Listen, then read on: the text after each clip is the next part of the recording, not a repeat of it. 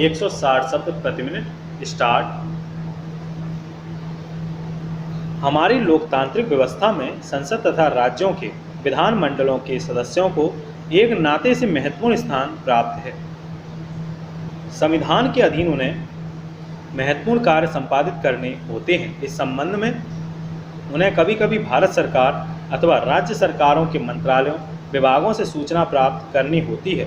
कभी कभी उन्हें विचारार्थ सुझाव देने के लिए सरकारी कार्यों के संबंध में अधिकारियों से संपर्क करना पड़ता है। इस विषय में संसद तथा राज्य विधानमंडलों के सदस्यों तथा सरकारी कर्मचारियों के बीच संबंधों को शासित करने के संबंध में कुछ सामान्य सिद्धांत तथा प्रथाएं पहले ही स्थापित हो चुकी हैं। ये सिद्धांत तथा प्रथाएं कार्मिक और प्रशासनिक सुधार विभाग के कार्यालय ज्ञापन के अनुसार सूचित किए गए थे। फिर भी स्थिति की समीक्षा करने पर यह आवश्यक समझा गया है कि इन सिद्धांतों और प्रथाओं के अनुसार संसद तथा राज्य विधानमंडलों के सदस्यों और सरकारी कर्मचारियों के बीच संबंध शासित होने चाहिए।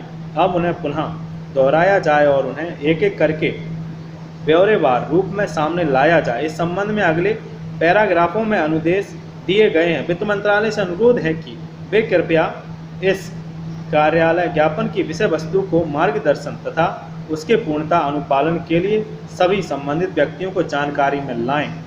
जिन दो मूल सिद्धांतों को ध्यान में रखा जाना चाहिए, पहला यह कि सरकारी कर्मचारियों को संसद तथा राज्य विधानमंडलों के सदस्यों के साथ विनम्रता और शिष्टाचार का बर्ताव करना चाहिए। दूसरा यह कि संसद तथा राज्य विधानमंडलों के सदस्यों की बातों को धैर्यपूर्वक सुनना अथवा उन पर ध्यानपूर्वक विचार करना चाहिए, किंतु फिर भी उन्हें सदा ही अपने उत्कृष्ट निजी निर्णय के अनुसार कार्य करना चाहिए।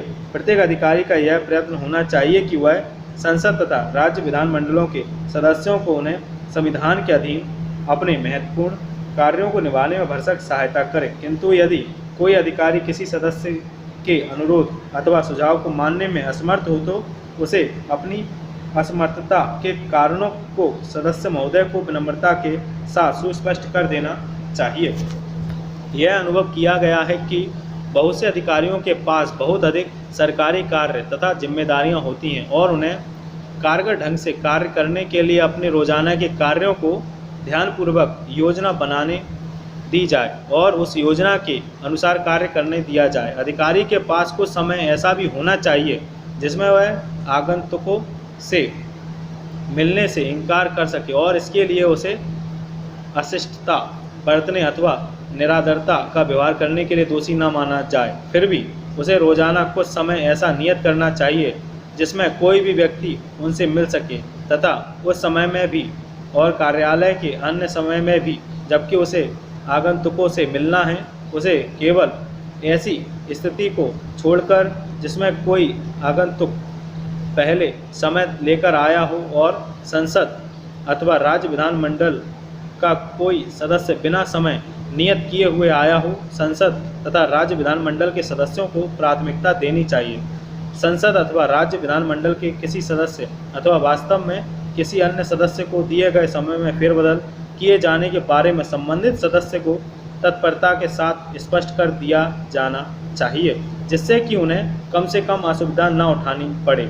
उनमें परामर्श करके उन्हें कोई अन्य समय नियत कर देना चाहिए। इस संबंध में अधिकारियों का व्यवहार शिष्टतापूर्ण होना चाहिए।